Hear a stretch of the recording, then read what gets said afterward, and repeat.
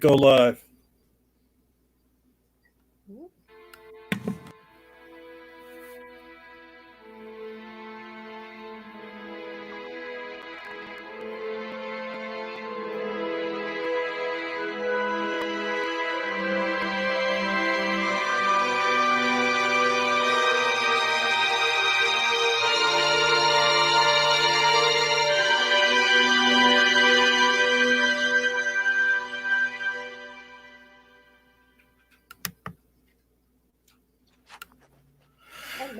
Welcome to the Apostate Alliance on The Rage. Nakasuchi, my thanks to him for playing that intro since I'm so inept at the computer stuff. Thank you for being here with your hosts, John Petersen and Fay The Most Gracious. And our guest this week is ex-cult baby. And I forgot to say the Apostate Alliance, where you can be free to not believe. Ex-cult baby, who we're going to be calling Rudy throughout the stream. And we're taking a kind of an aside from our main focus of the Apostate Alliance, which is to talk to ex-Muslims and bring them into the skeptic atheist community, which they already feel as if they're a part of, but for a number of reasons, many of them can't be out there in public with a public face because of some of the things that they go through in not believing. We're going to start the show by as we have the last two times, talking about some news stories from the world of apostasy. And I'm going to put my for a few minutes. Oh, wait a minute. What did I do? You did. I was trying to turn my camera off, and I'm taking myself out of the stream. I'm going to turn my avatar on for a few minutes because I have to hold my phone right up next to my eyes to be able to read this stuff. And I don't want to look like a doofus there. So let me get to, and matter of fact, I'll tell you what I'll do is, Faye, you had said you had something to share. Why don't you go ahead and share while I find these stories that I have on my phone? Sure. So Ramadan has started. Ramadan, for those of you who may not know, is the Muslim holy month of fasting, where they fast from dusk until dawn, no food, no water. And that goes on for about 30 days. So this is a really, really stressful time, not only for ex-Muslims, closeted ex-Muslims, gay Muslims, ex-Muslims, or progressive Muslims, but also just Muslims in general, because they have to do this in isolation. So that's one of the main things that I wanted to share. Like, despite what I believe or what I might propagate, or the opinions that I have on certain religions and belief systems, I do really, really wish an easy time for as many people as there are out there. I think that it can be really, really tough and really, really difficult to not be able to see your family, to not maybe have enough food, or just the ability to not stress in this time. So I wish everyone just an easy, or as easy as it can be, Ramadan. We did do a fast-defying mukbang yesterday with CEMB, because they usually do like a picnic, a fast-defying picnic, but obviously we can't do that this year, so I organized that, and we will probably organize another in the next 10 to 20 days, just because we don't want to make it a daily thing, because it could make things worse for some people. But we would like to do another protest very, very soon. And last but not least, I wanted to briefly bring up the whole Jeff Goldblum situation with him on Drag Race, where he asked 2 questions and he's apparently being cancelled despite being a universal treasure. So there's that. Rudy, do you have any stories to share? I don't have any about the ex-Muslim world or the Muslim world, unfortunately, but I will say from what I have heard that's interesting going on in the Jehovah's Witness community right now, they are one of those groups of Christians who have all these extreme ideas, but at the very least, they are not the kind of people who, generally speaking, go out of their way to put themselves in danger because God will save them. They are of the opinion that to receive God's help, you have to help yourself. So they're in quarantine. they have moved all of their preaching work that they are so famous for to exclusively phone calling and letter writing. They're not knocking on doors right now, obviously. Smart of them to do so. And all of they're still doing as many meetings as they were doing, but they're doing them all through Zoom now. And I would love for them to just quit, but really I'm just glad that they are safe, that they that the organization that has my family captive, at the very least, they are not putting them in danger of getting a deadly virus. Danger. Yeah. Yeah. That's really, really good to hear, because we have heard some very troubling things from some parts of the Muslim community who are encouraging congregations and kind of inciting this idea that this is God's punishment and it won't touch people who aren't intended to be punished by it. And then also saying that if they do die from it, then they'll die the death of a martyr. That seems just contradictory. It is. It's like, well, if I'm wrong, then I'm still right, just for a different reason. Yeah, it's just a smoke and mirrors game, and it's honestly just annoying. And I'm happy to say, in the least, that there are quite a few Islamic or Muslim organizations who are being rational and saying, wash your hands, stay at home, pray at home, and God will hear you, and all of that stuff. Like, I might not agree with it, but I don't agree about the God hearing you part, but I do agree you should stay home. Yeah. Well, I tell you, I noticed a lot of Muslim extremists in the beginning of this pandemic claiming that the pandemic was sent to kill the infidels. And then they started noticing that it was killing them too. And so that's why they have that contradiction, like you said, that Faye mentioned, where, well, if I die from it, I'm a martyr, so. I think the initial kind of conspiracy was that it was sent to China because China was doing some really awful things to Muslims with like concentration camps and stuff like that. Oh, they're doing awful things to everybody. I know, but I think it's important to address it. I think that it is China's an awful place, and they're doing some terrible things, and people aren't talking about it. Yeah, don't get me wrong. I'm not trying to make a mockery of that. I'm just saying this is not exclusive to Muslims if they think that they are specifically being oppressed. But that was the initial conspiracy, and now I've heard so many more, and it's just not funny. Yeah. Like it is. I'll correct myself. It is funny, but it's just not when you think about the idea that people actually believe these things. Yeah, the Jehovah's Witnesses seem to be really revving up their whole Armageddon thing right now. I've started a lot of ex-Jehovah's Witness group chats and things like that on various websites. Like I'm in Facebook groups. I started a group chat on Tumblr because all of a sudden Tumblr added a group chat feature, and I was like, well, there isn't one for ex-JWs, so I guess I'll start it. And that topic keeps coming up for a lot of people. Some of them are still in, they're still technically Jehovah's Witnesses, but they don't believe it anymore, but they still have to live with their families or whatever who are Jehovah's Witnesses. And a lot of them are talking about, like, I know that this whole religion isn't true and everything, but man, the Armageddon fear is ramping up right now because they are nonstop talking about it. I had a very brief idea of creating a conspiracy, but I really don't want to stress people out. So I have some things I want to share from the ex-Muslim world, and then we will get to the interview. And as you heard, if you're not familiar with Ex-Cult Baby, she's an ex-Jehovah's Witness this week.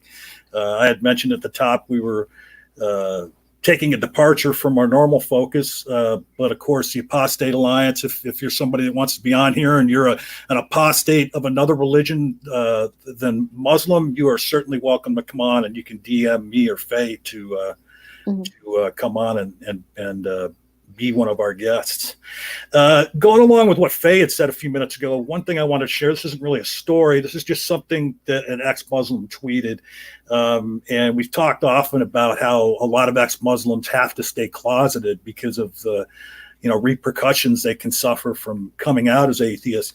And I'm not going to say this person's Twitter handle because I don't have their permission, but it just made me so sad when I read it. And this person says, I hate this month. Fasting when I don't want to is a pain in the ass. Hunger is coming in waves. It hurts. Living a double life comes with its sacrifices. I just hope it will end soon enough. So here's a person who can't be who they want to be, living in I presume, a Muslim country, or maybe even living in this country, but everybody in their life is Muslim. So they feel fear about coming out as an atheist, and have to basically, live a dual life, as they said. And I want to thank Atheist Muslims of South Africa. This is a story that they linked to that I want to share with everybody. If I can get the darn thing to come up.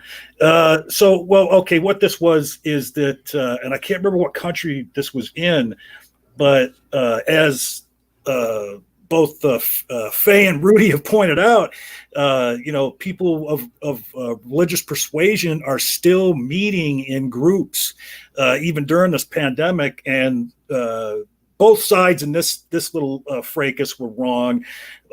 Some police in some country, and I guess it's not in the United States because they're speaking a language I don't understand, but they went to a small mosque. There was maybe 30, 40 people there. They're all in, the prayer room on their knees, right next to one another, no masks, anything, which is wrong, maybe because of, they believe what the ladies mentioned earlier, that they think God's going to save them.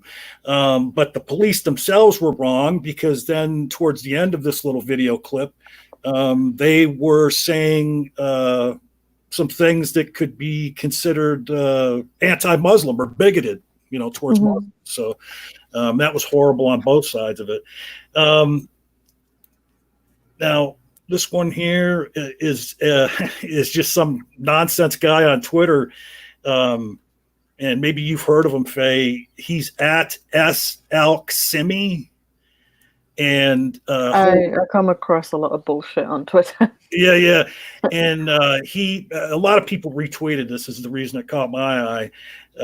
He is saying, he was responding to someone who was calling out, the Muslim faith and Muslim countries for not allowing women to even as much as drive.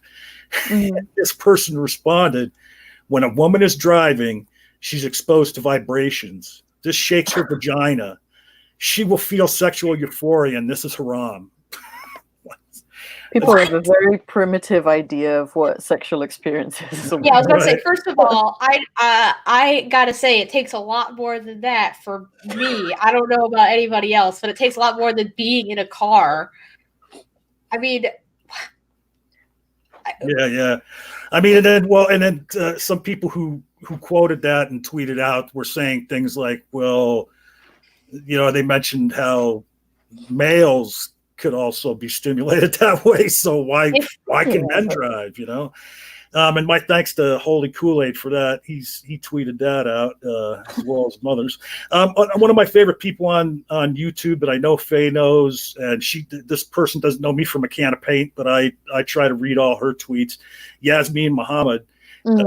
She tweeted about a senator, or no, not a senator. I don't know if they call them senators in Canada. Whatever the big wigs are in Canada as part of their, maybe they are senators, representative of some province at any rate.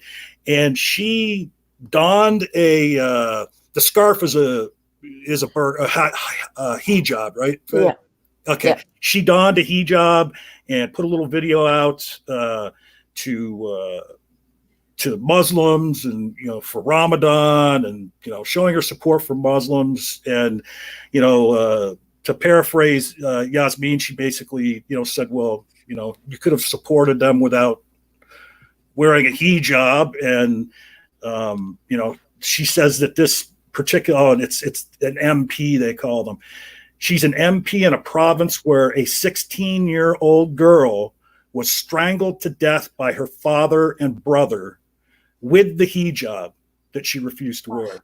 So, here this leader of this province is going on camera with the hijab on and talking up, the Muslim faith, and of course I don't mean to imply at all that all Muslims are like what she mentions in her tweet, because they're not. We're talking about extreme Muslims, but she's an MP in a province where a girl was murdered for not wearing her hijab. So that was just a little, lack of self-awareness on her part. And my thanks to Yasmine for that story. The Humanists International, just to mention, they tweeted out that in the last week, Scotland abolished its blasphemy law. So there's some good news. They didn't really need to, as far as I'm aware. Scottish aren't exactly timid people. Right. It's the principle of it, you know. I thought that counts. Okay, so I'm hoping the sound on this won't play, but all right, I have the sound off. Okay, so the ex-Muslims was North America. They tweeted out another video that was asking for the death of ex-Muslim Harris Sultan, at the Harris Sultan, for his criticisms of the Islam religion. Yeah. And this whack job that I will refer to him as, starts out, now, interestingly enough, he starts out his little video with, "May peace be upon you." Yeah. Guys, today I'm going to talk about the Sultan. He's been running his channel and he's crossed all limits of blasphemy. To correct you, John, it's actually the woman who wants him dead in that video. Oh, it's a man that's doing it. It's a couple. Harris Sultan had a debate with the woman involved, and she was so upset that he won that she now was calling all her jihadi brothers to essentially put him down. I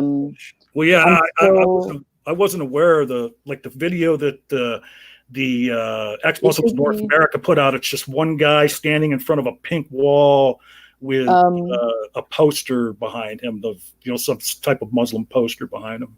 Okay, I might need to look into that one, but I am still looking for a translated video of that, essentially a death threat, so that I can properly address it, because that video was in Urdu.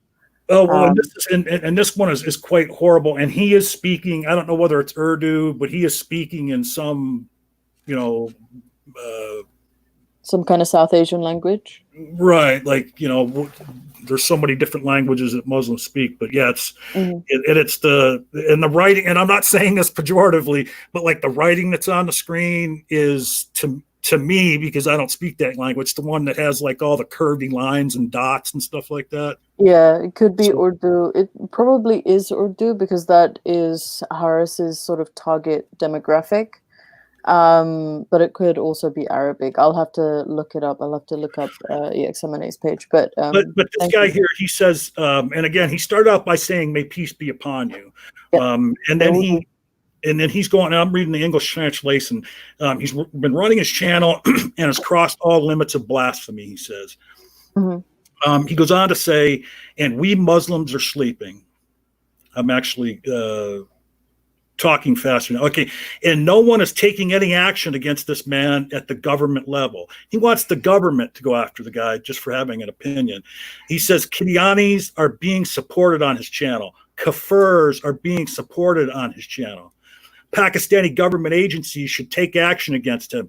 They should take an initiative against him and block his channel. And that's mild compared to what he's about to say. And completely block his channel in Pakistan. With time, he's been speeding up his propaganda against Islam and Pakistan. And all the enemies of Islam in Pakistan are supporting him. He goes on to say, "And I ask all the Muslims living in Australia, if you catch him, don't let him escape. And anyone who murders him, I will give 100,000 rupees. That's $600 US. Awaken your faith, display the power of your faith, and don't let him escape." Jesus. Now remember, he started out with "peace be upon you," the peaceful religion. We need to mobilize against him at a bigger level, at the government level, because he's openly blaspheming our Allah and the Prophet. But no one is doing anything.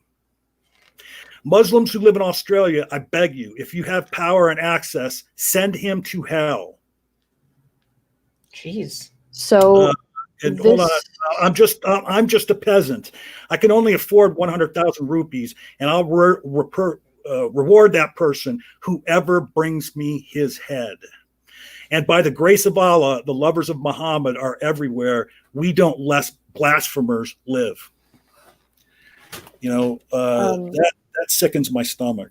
So to comment on that very briefly, I've just found it. This is actually the second death threat in quite a short amount of time that he's received. So I'm actually quite concerned about him, and I hope he's keeping well. But for those of you who don't follow Harris Sultan, you absolutely should. He makes some wonderful content.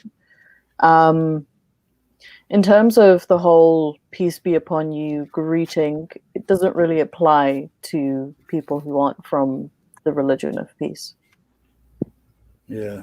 So it's only peace be upon you if you are also a Muslim. Yeah.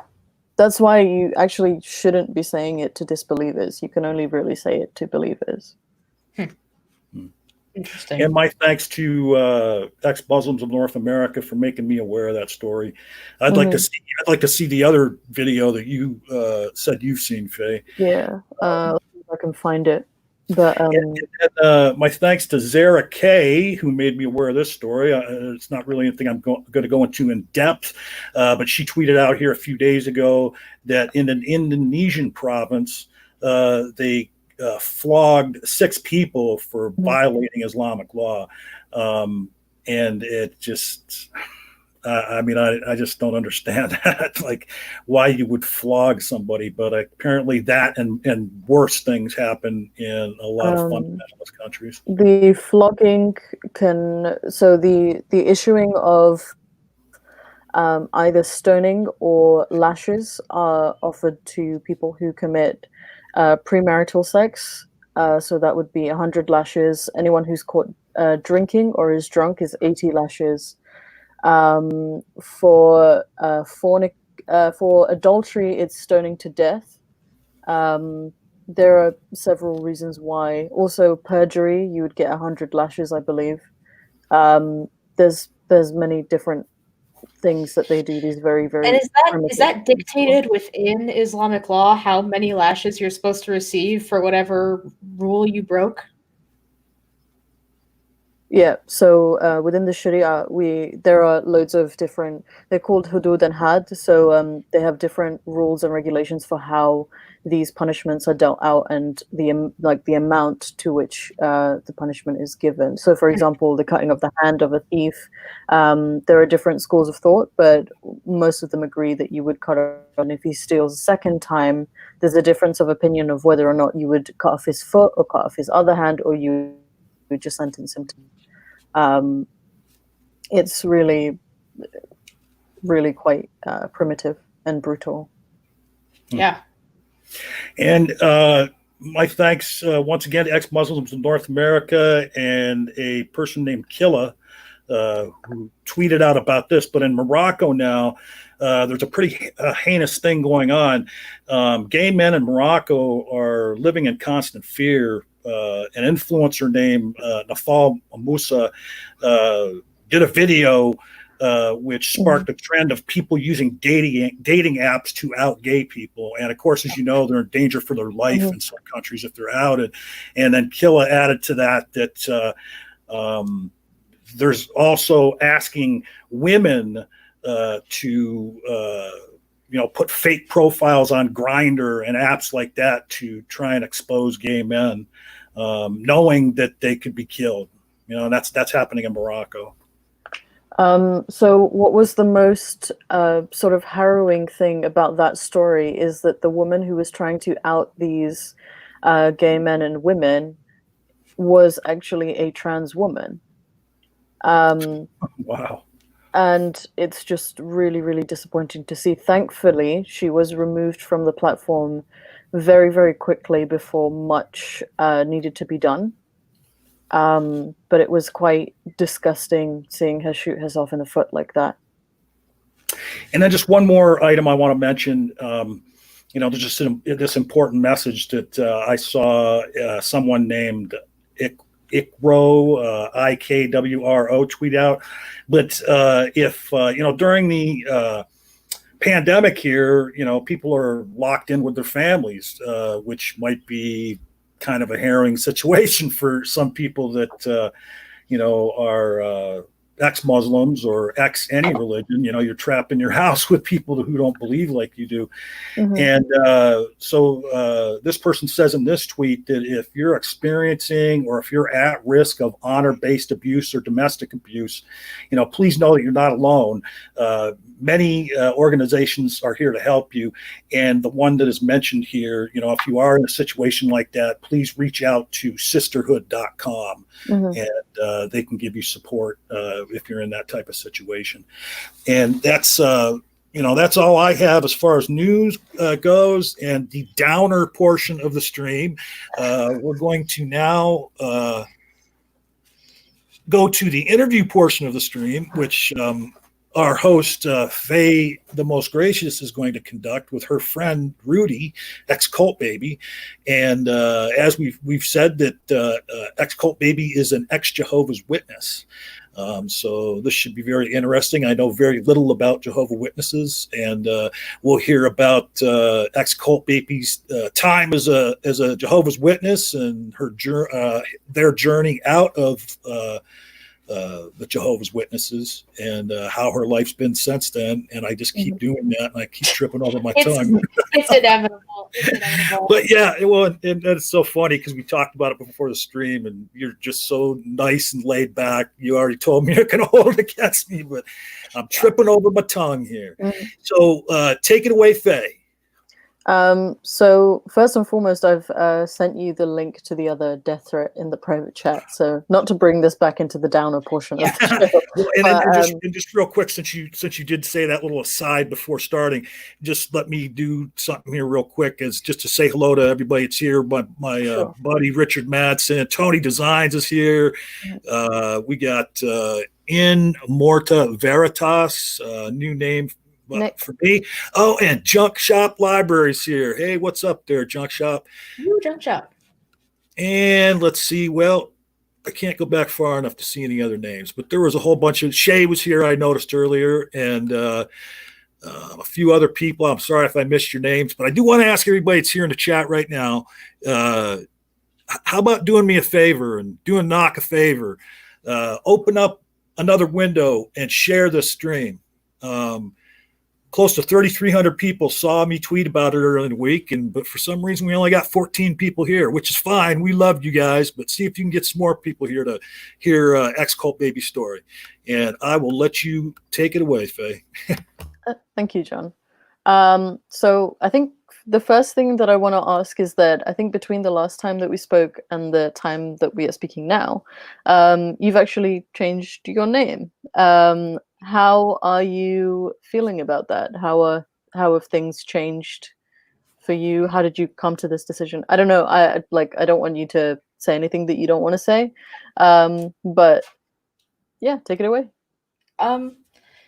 So basically, I had been feeling for a little while, like maybe a few weeks, I guess. And I mean, I guess it's been longer than that, but I hadn't seriously been thinking about it for more than a few weeks. That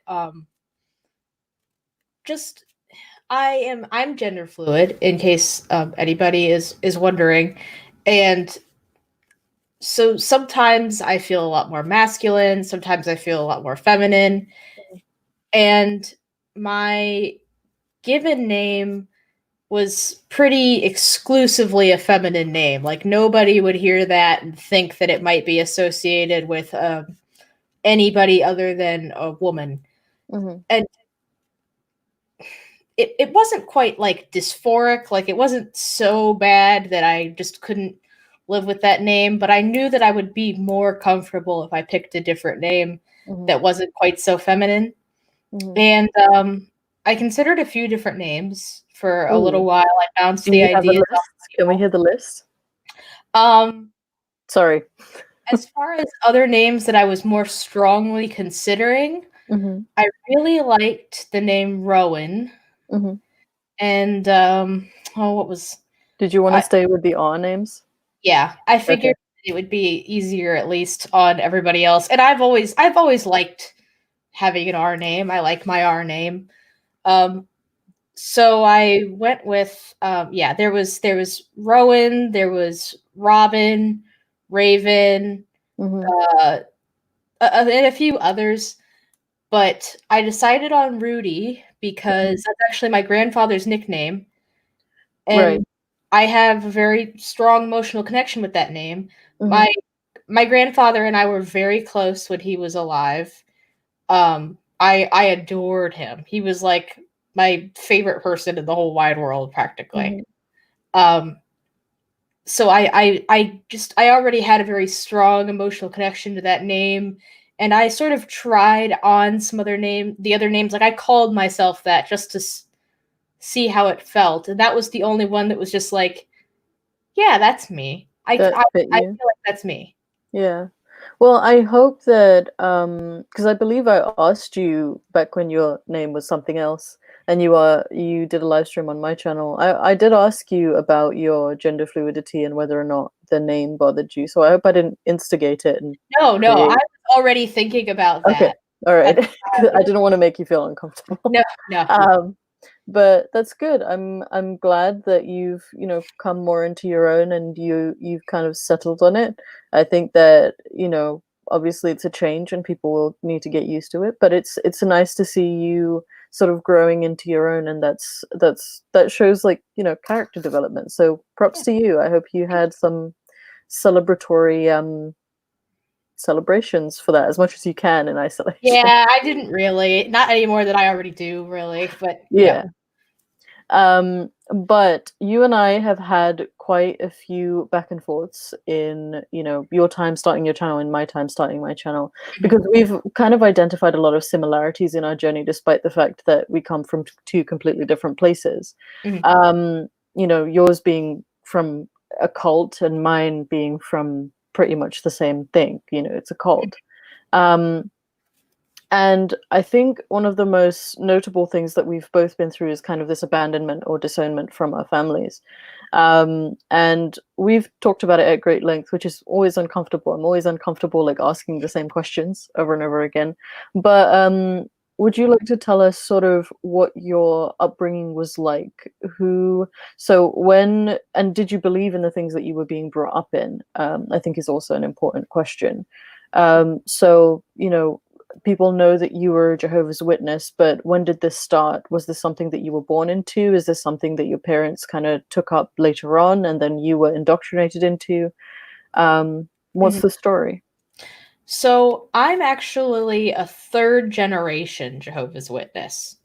On both sides of my family, my mom's side and my dad's side, their parents are both Jehovah's Witnesses.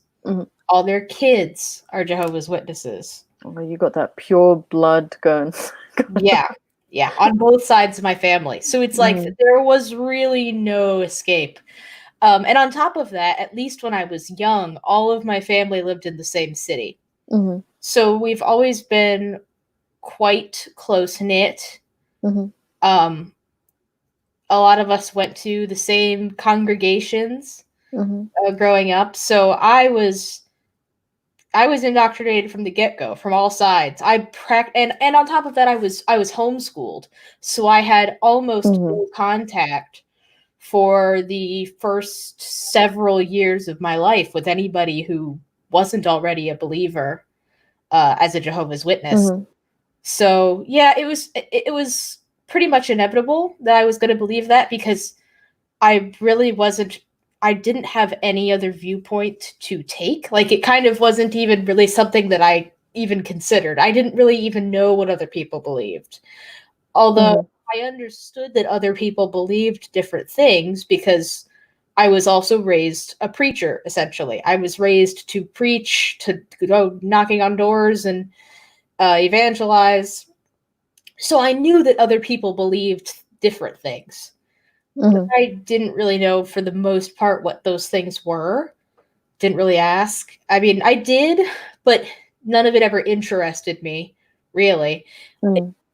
As a Jehovah's Witness, you're taught to ask people questions when you're preaching to them, but basically to get just enough information to know where to know what preaching strategy to use, not really Oh, learn that's a anything from hard it. sell. Yeah, like they taught us to be observant when we went to the door, stuff like that. Like if you see toys in the yard and you knock on the door and the woman opens the door holding a baby or something, you might offer them a pamphlet or something that has to do with family, because that will be enticing to them specifically. Things like that.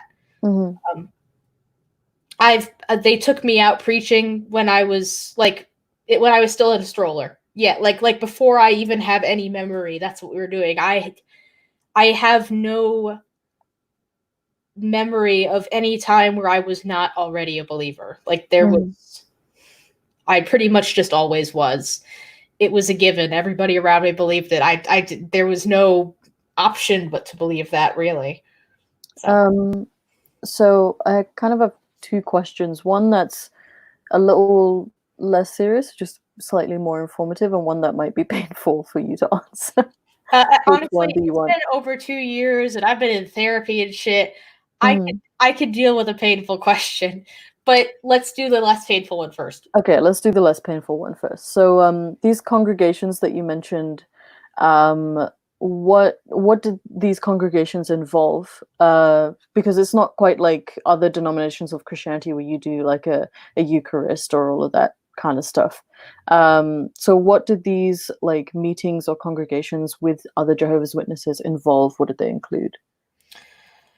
So there were multiple meetings throughout the week and on the weekends. So each meeting had a slightly different agenda, but It's like an MLM. Bones of it, the bare bones of it was basically, there's part of the meeting that is, there's 3 songs, 1 prayer at the end, 1 at the beginning, and there's at least 1 sermon and at least 1 question and answer audience participation part.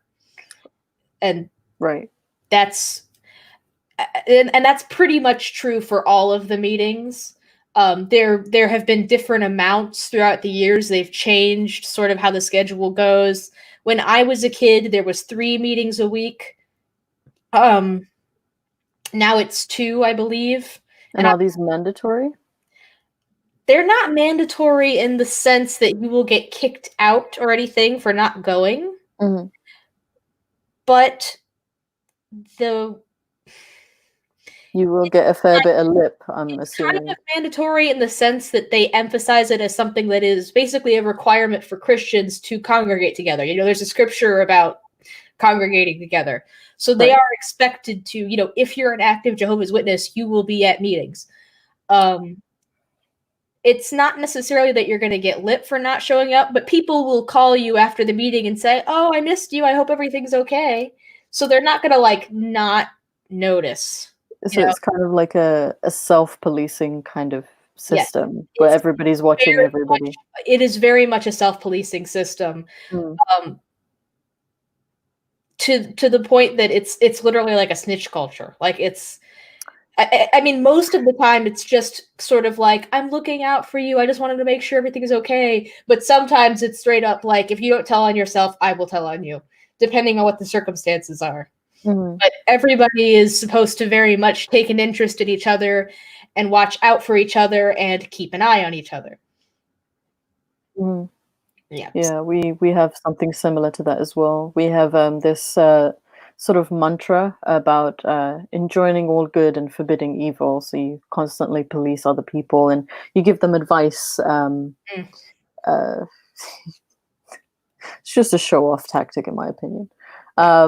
But the slightly deeper question would have been, since you were raised in that kind of environment where you were born into this, like you said that you were, preaching while you were still in a stroller,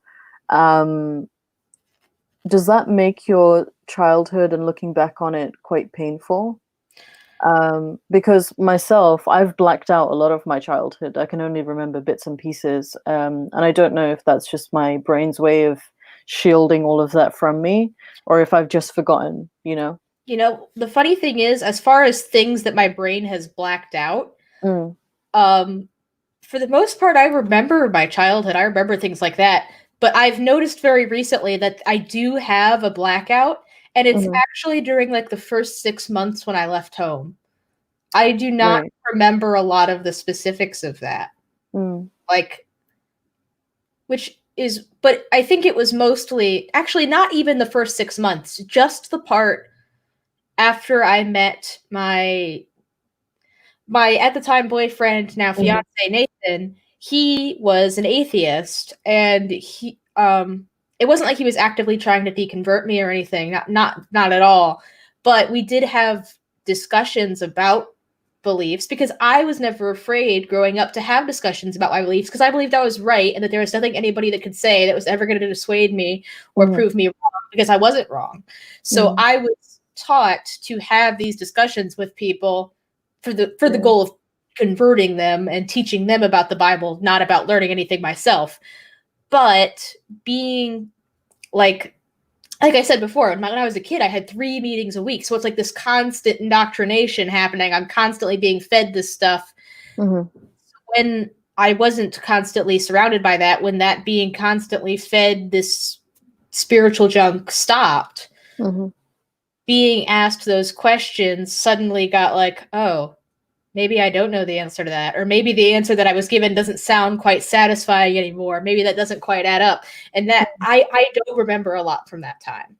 Like, I kind of just remember being a believer, and then I remember being an atheist. But I legitimately, like, I have a hard time remembering some stuff from that particular time period where I was deconverting. Yeah. So it must have been harder on me emotionally than I realize now, because I've straight up repressed some of it, I think. But well, I mean, I guess if you wanted to unearth it, that would be down to you, and I don't even know how to do that. I don't even know if that's possible. Yeah. But I don't feel like I really need to. It was a short period. It wasn't traumatic, it was just me. I guess in a way it's traumatic, but not in a way that it's like I need to face this. It's just like I kind of know. I know what happened. That's I know me. what happened. It just was hard to deal with, but I know what happened. Yeah. But as for my childhood was hard in different ways that mostly didn't have to do with the religion. Like What I do you said, mean? like I said before, I was homeschooled. Right. And being a Jehovah's Witness, I wasn't really allowed to play with kids that weren't also Jehovah's Witnesses. My Right. parents were very strict about that. I couldn't play with the neighbor kids. I got in trouble one time. I remember I got grounded once because one of the neighbor boys came and was playing in our backyard with us. And when my mom came outside, I hid him in the shed. What I didn't know is that my mom had gone outside to get something from the shed. Oh, So she wow. just opened the shed and was like, Bryce, go home. And he's like, okay. And then she sent me to my room. What a sitcom episode of your life. I know. But I was pretty lonely as a kid. I also had ADHD, which just made it hard for me to socialize, I think, because I hadn't really gotten that under control. And on top of all that, my relationship with girls was really complicated because I did not at the time identify as pansexual, even though that's how I identify now. But now, like, looking back, I was like, oh my God, I had a crush on so many of my friends. I just didn't know I had a crush on my friends, but that made me act so weird. It made me like I remember going into like jealous rage over, because my sister is only a year older than me, so we pretty much shared all of our friends because they were in both of our age range. So hey, I just want to say real quick, you're on the right channel for rage. True. But I remember I just did all sorts of like kind of ridiculous, irrational things. And obviously part of that's just being a kid. But even at the time, I didn't know why I was doing it. And it was just like, I don't know why I feel so possessive over my best friend. I don't know why I feel like I get mad when she hangs out with just my sister and not with me. And now it's like, well, obviously you had a huge crush on her. You had a big fat crush on her.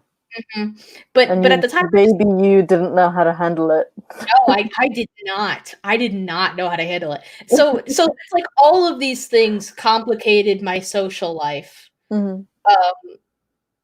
And it to the point where even my relationship with other Jehovah's Witnesses my age was complicated because of the other factors, like me being homeschooled and ADHD and liking girls.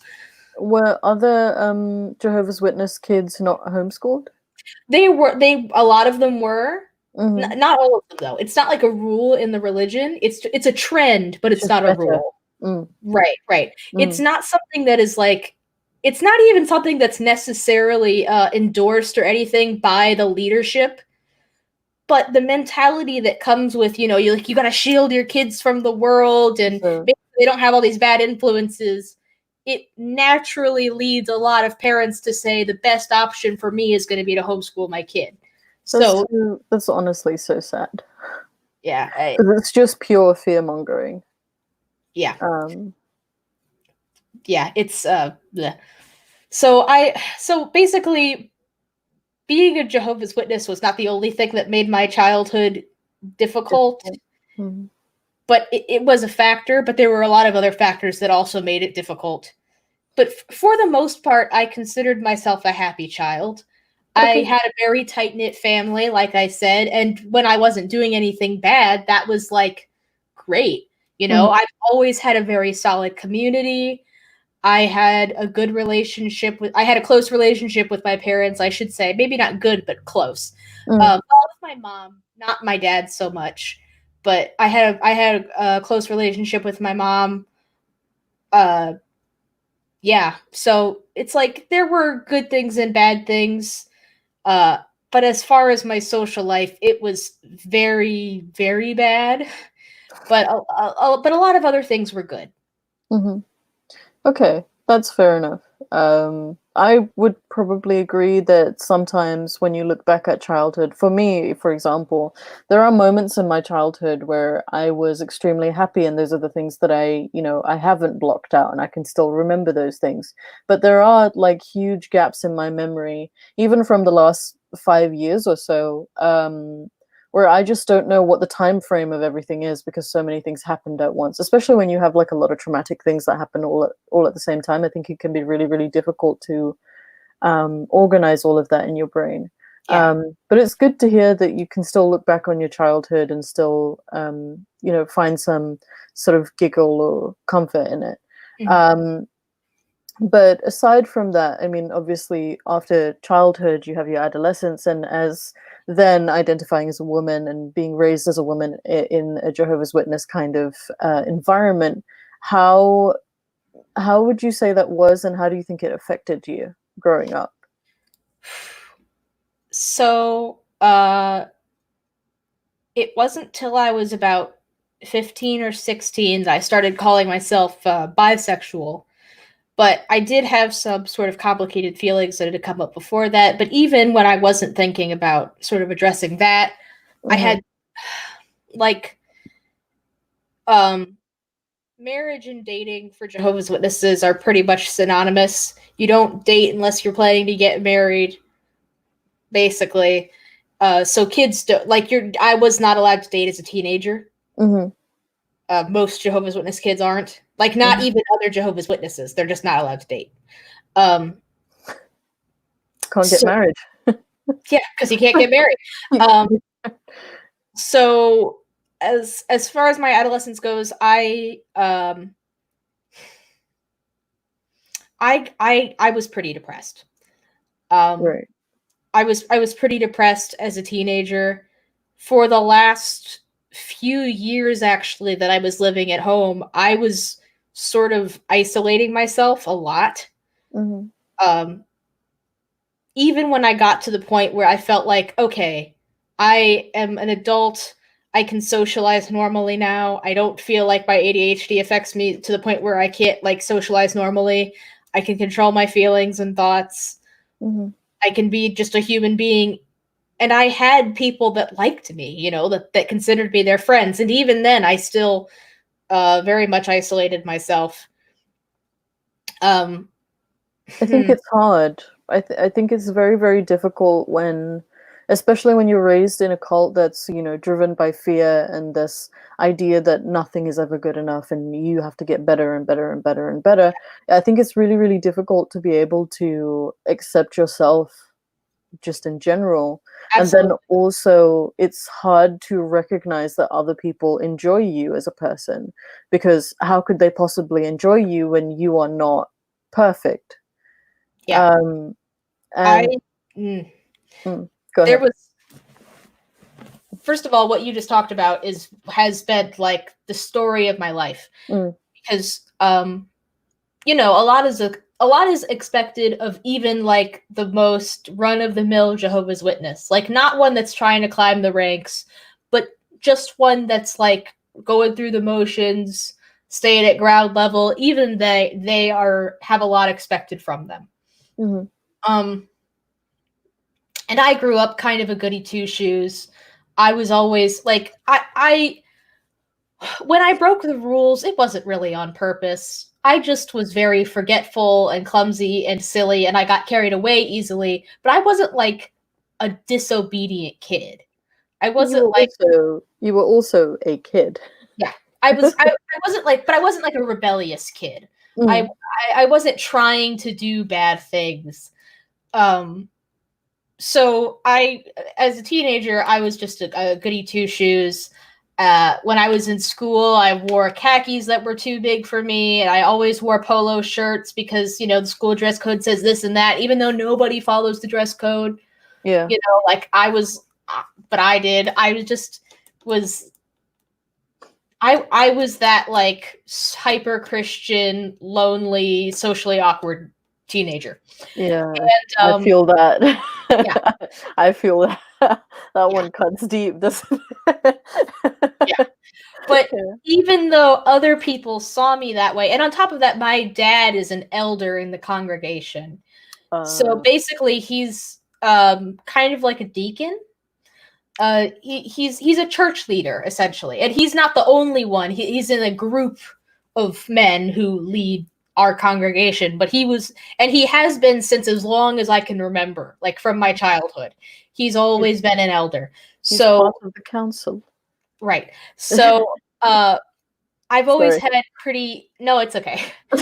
I've always had pretty high expectations placed upon me for that, because I actually didn't know this for most of my life, but apparently if you're an elder and somebody in your immediate family who lives in your household gets disfellowshipped or gets in trouble or something, you can actually lose your position as an elder, because if you can't even shepherd the flock of your family, how can you shepherd the flock of the congregation? Oh. So there have always been pretty high standards placed on me, and I always had high standards for myself.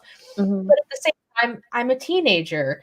I swear, and I'm funny, and I want to just have relationships and have fun and go places and do things, and I can't. You just want to express all of the emotions that you're feeling. Yeah. And I had to repress a lot of things that I wanted and a lot of things that I am. Basically. Yeah, that's a pretty good summary of my teenage years, is repressing things that I want and things that I am.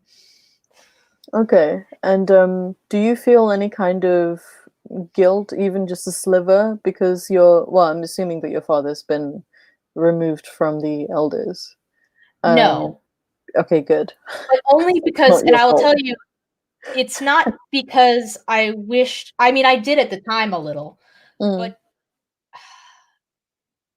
that's not why you did it. That's not why I had to leave for me.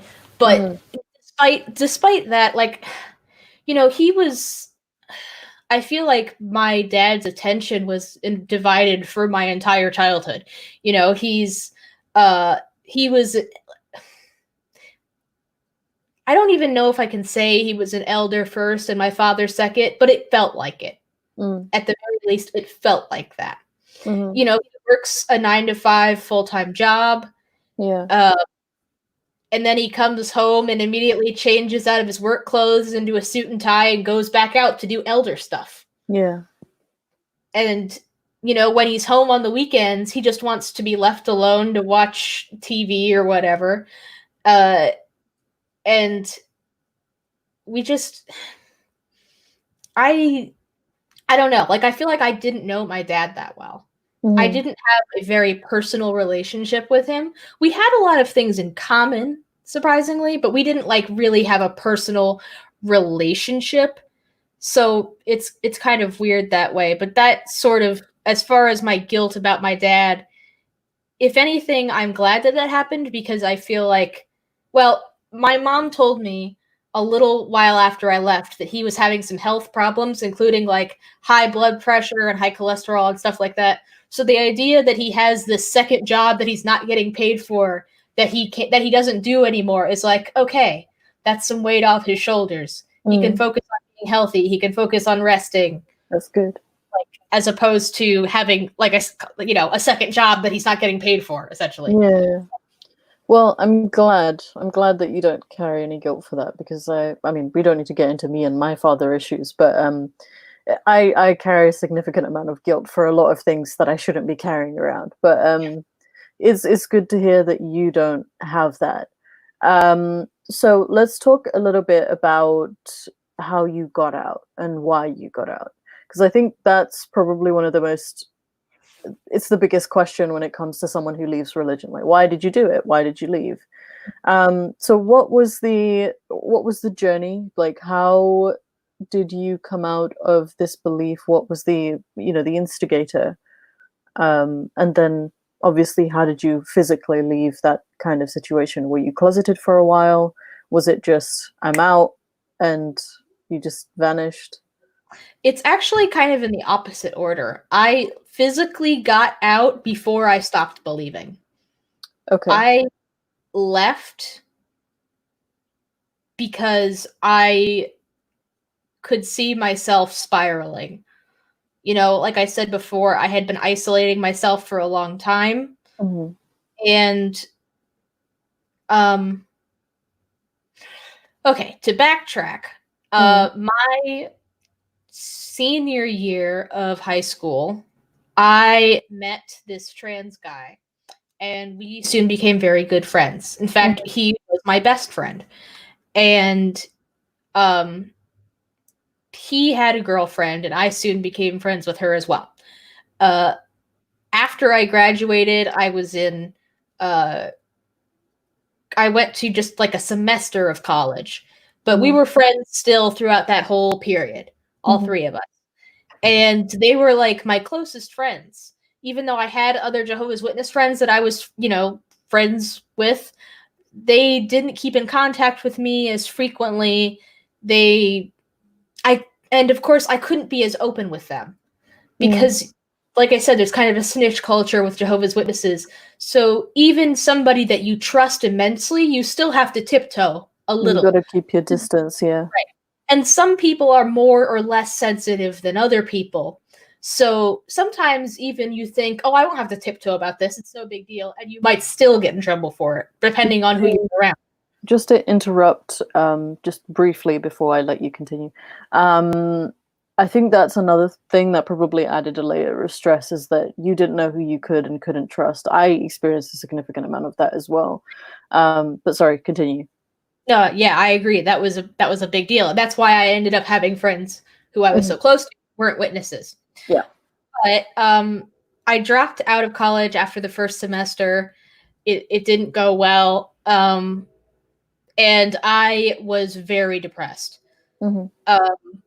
And at the same time, my parents were putting pressure on me, but my dad mostly, basically saying, if you don't get a job soon, or go back, if you don't either go back to school or get a job, then you're just going to be out of the house.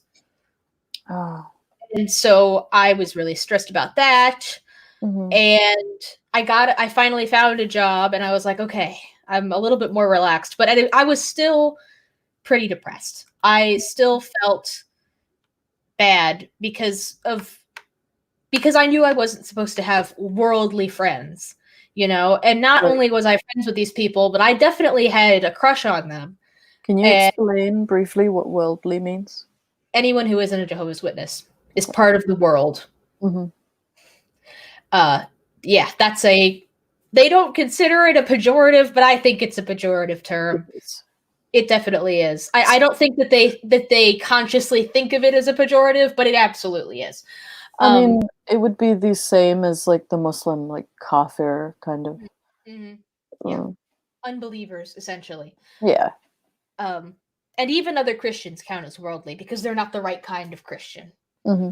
Yeah. So, I had this job and I had my friends and I was still feeling really bad. I just went through these guilt and shame cycles. Like, oh, I'm gonna stop swearing. I gotta stop reading and writing smutty stuff. I gotta stop thinking about girls and all of this stuff that was. And I have to start being a good Jehovah's Witness. I have to start reading the Bible every single day. I have to study this and that. I have to preach so many hours a month. And it's like I was putting all of this on myself. Mm-hmm. Not just me, other people expected that of me too. It's just like, it's like, it wasn't even like this is an expectation. It's just like, that's what you're doing, right? And I'm like, yeah. But was it worse for you that other people were putting this on you? Was it worse for you that you expected that of yourself? Well, it was both simultaneously, but which one was worse? I don't know. I really don't. I will say that some of my high expectations that I've placed on myself and continue to place on myself have stuck with me. Like that thing that I'm still trying to work out of myself mentally. Like for example, I was talking to my therapist and she was like, well, have you done any knitting projects or anything like that lately? Something to keep you productive while you're quarantining yourself at home? Yeah, and I'm like, well, I have this one project that I started a long time ago, but I don't like doing it, so I haven't picked it back up. And she's like, well, why don't you just start another project? And I'm like, because I don't want to not finish it. I don't want to not finish the other one. And she's like, why? Just do it. Why are you imposing that on yourself? Why are you not letting yourself start another project that you will enjoy? Like, if you don't like to do that other project anymore, just don't do it. Yeah. I'm like, huh, interesting. It's a poor habit that we as very religious people developed, that we have to complete something that we've started, even if we don't enjoy it. Right. And so that kind of mentality is what is constantly beating down on me during this time when I'm like 17, 18, is like, these are all the things I want to do. These are all the knitting projects I want to start. Here's the half-finished knitting project I already have that I absolutely hate doing and don't want to do anymore. Just unravel it. Start again. And that's basically what I ended up having to do. So I started dating these two people, and we were in kind of like a polyamorous triad. Yeah. Right. Okay. So we were in like a polyamorous triad for a little while. And after we'd been dating for, let's see, was September, October. Yeah, we had been dating for about 3 months or so when I kind of had like I have to leave. I'd been thinking about leaving. Sorry, hold on. I'm like I got caught. So was your first relationship a polyamorous relationship? Oh no, I had many secret boyfriends before this. All right, okay. Some of which I got caught with, some of which I didn't. But that was part of the religious thing too, was that I had to hide all my boyfriends, but I also in the back of my mind was like, God's gonna expose me because he sees my secret boyfriends, and I pretty much always got caught. Well, the dichotomy in that. I mean, I'm laughing. Obviously, it's just like it's funny looking back at it, but at the time, it must have been really, really painful for you to go through. Yeah, but the good thing about that is now, almost none of my boyfriends I broke up with on bad terms, because usually when we broke up, it was because I got caught and my parents forced me to break up with them. So years later, I have met up with a lot of them actually and just been like, hey, how's your life going? And we're like, chill. Like I feel social media. And I'll say most of them. I not all of them, but most of them. Mhm. But yeah, anyways, one day there was some kind of special meeting, and how did it go?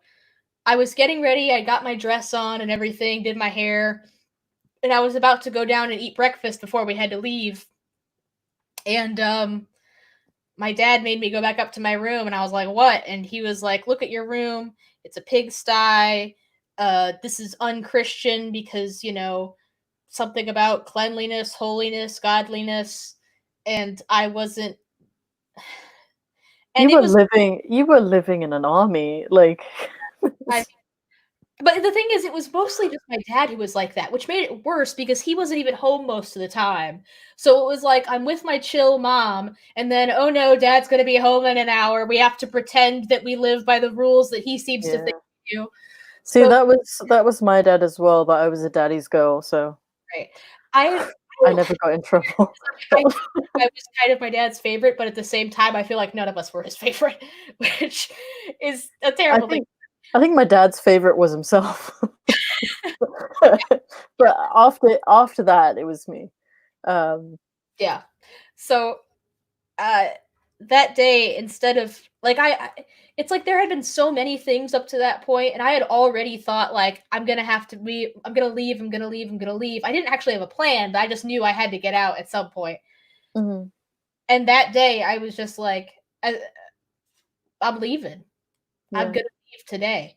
Was it like an epiphany where you just thought, "Why am I putting up with this shit?" And you were just like, Pretty much. "Yeah, Like that's how I relate to that." it was more like I can't do this anymore. Like I can't Mhm. keep lying to myself about what I want and who I am. I Mhm. can't keep living in this kind of environment because it would be one thing to tell me to clean my room. It's another to be like you're unchristian and ungodly and I'm not even going to let you eat breakfast until this room is clean. It's like this is ridiculous. I can't do this anymore. It's Mhm. absurd. I can't put up with this anymore. And Mhm. um my parents left to go to the meeting, and my sister was going to drive me and my brother and her. And she came up to my room, and I really, I don't have that many regrets, and I don't have that much guilt. Pretty Mhm. much all of the guilt that I feel has to do with the way in which I left. Mhm. Because I We've feel talked about this, but to yeah, recap, yeah. uh, My sister was the one that walked in on me packing, and she was like, "Come on, Dad's gone. I'll just take you to the meeting. Let's go." And I was just like, "No, I'm not going." And mhm. it pretty much ruined the day for my family, which again I still regret because I just feel like Yeah. I could have done things a lot more gracefully, and I definitely should have had a plan for leaving. Like as I was packing, I had no idea where I was going. Like Really, I had absolutely no clue. really, plans are overrated. Yeah, it worked out. I'm Yeah. happy to say, but Mhm. man, I just yeah. So I And moved what into did you feel like in that moment where you stepped out of that door and you probably had it in your head, like I don't know exactly what you thought, but I remember when I walked out that door, there was a really big mix of emotions, but I think the most sort of prominent thought was, I'm never coming back here. There's nothing that could make me come back here. Oh, Um, I I had don't the know. opposite feeling. Huh? I had the opposite thought. I Okay. thought for sure the world is going to chew me up and spit me out, and I'm going to come crawling back, and then I'm going to come to my Really? senses, and I'm going to be a good Jehovah's Witness. That was my thought process. Was that once I got beaten up by the outside world, I would Mm. come back and I would finally be ready to commit. That was really Wow, what I thought was going to happen. that's a really self-punishing narrative, Yeah, yeah, it is. unfortunately. Yeah, And how did you get over that? by deconverting. Really, I felt that. Well, actually, I will say. Let me back that up a bit. Mm, I lived with my friend and her uncle for a while. right. Um, Your friend who was a a Jehovah's Witness, or different friend, a worldly friend? Okay. but yes, a worldly friend. Not even at the time. She wasn't even like a close friend until we Mm, started living together. She was yeah. just a person I knew from school. And she just decided to take you in? Well, she didn't take me in because she wasn't living with her uncle before either. she wanted to get away from her family too. So it was like Right. a mutually beneficial thing hmm for us to move in with her uncle together. So this uncle was just like down to have 2 kids living in his house all of a He sudden? was an old gay dude. He first of Aw, all, it's kind of, I think it was a little bit his thing to just take in little tiny that's street nice gays. though. Uh, Mhm. I was a little homeless gay. I don't know what else to say. Little tiny street gays. Yeah. And so was she. But that's his niece, so he had more of an inclination to take her in, I'm sure. Mhm. Laughing my balls off. That is really how I thought of myself. But Uh-huh. it yeah, I was living with them, and a couple months into me leaving home, we broke up. Mhm. And when I was going to leave home, I thought that the thing that would make me go back would be breaking off the relationship. Mhm. I wasn't even the one that broke it off. One of the others did. But then I literally just sat down after, having my bad emotions about it, of course, because Mhm. it's a break. I felt like shit. But after sort of sitting down and thinking about it, I was like, do I have any desire to start going back to meetings and stuff? Nope. Not Mhm. at all. Not I was so shocked that I didn't miss it, because I've been fed this narrative that I have this inherent spiritual need, and if it's Mhm. not being filled, I will feel it. I will Mhm. feel an emptiness. An emptiness. Yeah, I was I just will gonna say. feel this We've heard it emptiness, before. and I felt no emptiness. I felt a huge weight lifted off my shoulders, but I That's the didn't. emptiness that you feel, that Yeah, everything isn't so the heavy anymore. emptiness is actually a lack of burden. That's Yeah. actually what it is. It's not Mm. emptiness. It's just like, oh my god, I got that shit off my See, back. that's the tea right there. That's what that is. But Yeah, anyway, yeah. um, Basically, that was what I was like. I'm really not going back, huh? Was like mm, after we broke up, and I was like, this was the thing I was waiting for to happen to go back. Do I want to go mm, back? Nope. Guess I'm not going back.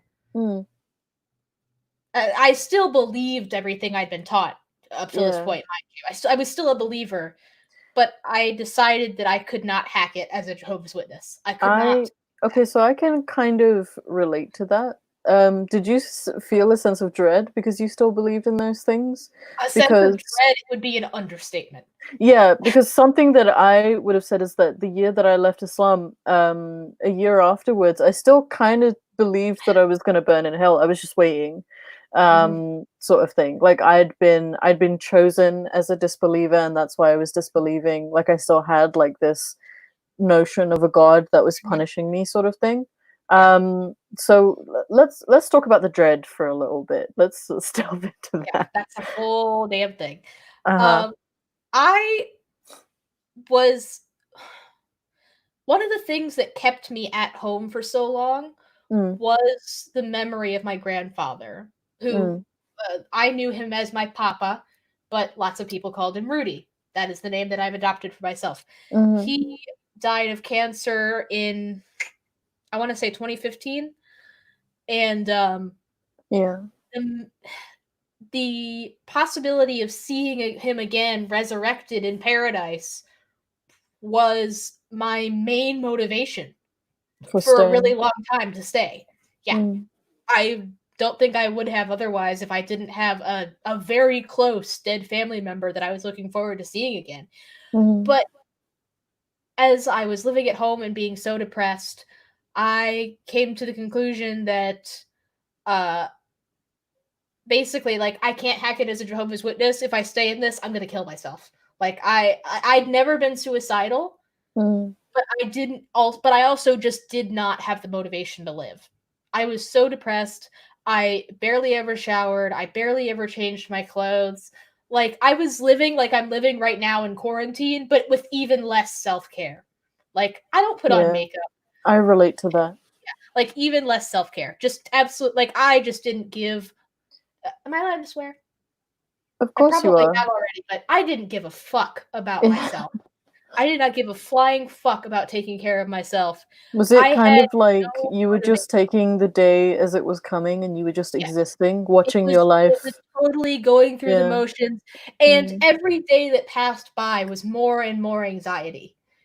Because I was like, I'm trying so hard to be Jehovah's Witness, but I'm not doing it, so I'm gonna die in Armageddon. And at some point I realized, well, if I'm gonna die in Armageddon, making myself miserable trying to be a Jehovah's Witness, I might as well die in Armageddon just doing what I want. Like, stop torturing myself. Mhm. That was sort of the conclusion that I came to. Right. That was sort of the conclusion that I came to as far as like my reasoning behind it being okay to leave was because I was convinced I was going to die either way. I was going to face God's wrath. So I might as well at least face God's wrath after having A good had time. a little, not make myself constantly miserable. Fair enough. And how did you? So let's talk a little bit about the deconversion that you spoke about. So how did you come out of? I think John wants to say something. No, I'm still just listening. I just unmuted. Oh, okay. In case I do feel the need, because when Rudy said, "Am I allowed to swear?" I said, "Fuck yeah," immediately, but I was muted. So I understand. You're like, oh, I need to wait for that moment to come back up again so I can say something. Yeah. But let's talk a little bit about the deconversion, how you got there, and how you kind of got yourself out of this. Well, I call it the dread, because it is just like you're dreary and you just don't have this positive view of yourself until you get out of it. Yeah. So I must have been intolerable. Oh, same. I was definitely intolerable. It was just endless nights of just crying myself to sleep. And everyone not giving a fuck. They were so out of it by that point. I don't know how Nathan put up with that, because he is an atheist that deconverted from just like regular Christianity. So he had some hell fear, but not a lot. And then I go from like, I love you so much, babe, to like sobbing in our room, like, I'm gonna die in Armageddon and it's all my fault. Like, and he's just like, I don't know what, like, he did his very best to comfort me. But he can't just say, no, you're not. No, because that undermines my entire belief system. That's not gonna. Yeah, he can't just say, "Oh, honey, no, you're not," because then I'd just be like, "Yes, I am. I will show you, honey." Yeah, exactly. Like, no, I'm for sure gonna die. I know what I'm talking about. For you. But you know what? I'm really, really glad that you had a supportive partner to get you out, because my partners at the time were very, very unsupportive of it. Yeah, I so many people have told me about like partners who were just kind of like meh about the whole like cult thing, Jehovah's Witness thing, deconversion thing, and I'm like, I needed so much support. I don't know, like Nathan went out of his way. He actually looked up stuff about Jehovah's Witness beliefs. He was watching Telltale's videos before I ever was, and John Cedars and stuff like that. You know, he was finding out that shit before I actually converted. But he also didn't tell me that stuff because he knew I wasn't ready to hear it. He did not present any of that stuff to me until I was ready to hear it. And I told, for some of the stuff, he was like, okay, this is what this video is about. And I'm like, I'm not ready for that yet. I know I already stopped believing, but I don't think I'm ready for that yet. And he was like, okay. Like, he was very just, I don't know what I would have done without him, honestly. Is he over there? Did you just look at him? Huh? I thought I saw you glance over. No, he's not here, unfortunately. Okay. He will be in an hour and a half, so there you go. But as far as my actual deconversion, it was mostly just me living a normal life and realizing that it was normal, and that I was like, it was a combination of living my life and realizing that I wasn't sad or hollow or anything like that. It's like, I'm having premarital sex and it doesn't make me feel hollow. It was like, oh, I orgasmed. That was you're cool. filling a hole.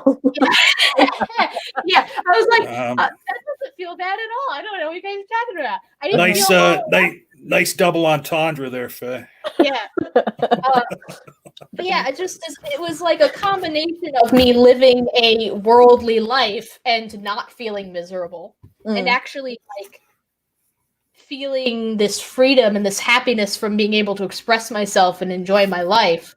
And also feeling like you have a purpose other than trying to fulfill something else's purpose. I didn't feel purpose yet. Don't get me wrong. Because I still believed that my purpose was to be an obedient servant of God, which I wasn't. But I also didn't feel bad to not be fulfilling my purpose. So it was like I was kind of starting to realize maybe that isn't my purpose, but that wasn't like a conscious thought. Right. So between that and having conversations with Nathan about beliefs, about my beliefs, and he asked me questions I couldn't answer, like I said before, and sometimes the answers that I was trained to give, having not been around Jehovah's Witnesses for so long, even I was realizing that those weren't good answers. Like, they didn't really answer the question. It was totally off script. It isn't me preaching, and then if they don't respond the right way, I'll just be like, you think about it, and I'll come back next week. Like, I'm stuck there with him. This is the conversation. If I don't have an answer, it doesn't just end. Like, if I don't have an answer, then it's like... But did he also allow you to kind of, like, mull it over as well? Like, it wasn't always an intense conversation? Yeah. And I would say sometimes just, I don't have an answer for that. And he'd just be like, okay. But then I'd be, like, thinking about it on my own later, like, oh my God, I don't have an answer for that. Why don't I have an answer for that? I need to find the answer for that. Yeah. So it bothered me. He wasn't like pestering me, but it bothered me when I couldn't answer him, or when I gave him an answer, he was like, I don't know if that adds up. And I'm like, well, that's what I was taught. But then later I'd be like, I don't think that adds up either. Holy shit. Like, it's a nice way of, like, well, I wouldn't call it therapy, but it's a nice way of kind of making you easily question what you believed. I think that I had to do a lot of that on my own. He wasn't trying to make me. It was like we were having a natural conversation, and he just asked, like, oh, what do you believe? And he would just give his opinion on it afterwards. Like, he wasn't trying to do anything. I want to emphasize that. Yeah, of course. Yeah, he was by no means trying to deconvert me. But he did successfully. To be fair, that would have been really obnoxious if he was desperately trying. I would not have. And the thing is, I was actually really happy when I met him, and he was like, I'm an atheist. I was like, good, because I don't want anybody pushing a religious agenda on me right now. I literally could not take it if someone was trying to convert me to another religion right now. I'm already getting over my own shit with my own religion. I do not need anybody trying to sell me another one. I would have hated that. So I was like ecstatic that he was an atheist. It's like, oh, good. Then you're not going to try anything on me. That's fine. But, like, one of the conversations we had, I remember we were sitting in the kitchen. It was the middle of the night, and I don't know if one of us was cooking or just getting a midnight snack or whatever, but somehow the conversation got to, like, Jesus and Mary, and Nathan said something about how it was kind of rapey for God to, like, impregnate Mary without her permission and then just tell her afterwards that, oh, by the way, you're pregnant now. And I was, like, so angry. You were offended? I never liked to be the kind of person that was like, that's offensive. I'm offended by that. But it was literally like, I can't refute what he said, so all I can say is, like, shut up. Stop talking. I don't want to hear that. Hey, Mary, you're going to give birth to the Messiah. No pressure. I could not think of a way in which he was wrong in saying that. So I basically just told him to shut up. Like, I sometimes get that as well. It's like this residual, like, oh, that hurts. Like, why did you do that? I get that from time to time. I mean, even as a blasphemer, when I hear blasphemy come out of other people's mouths, it's like don't. Oh wait. Yeah.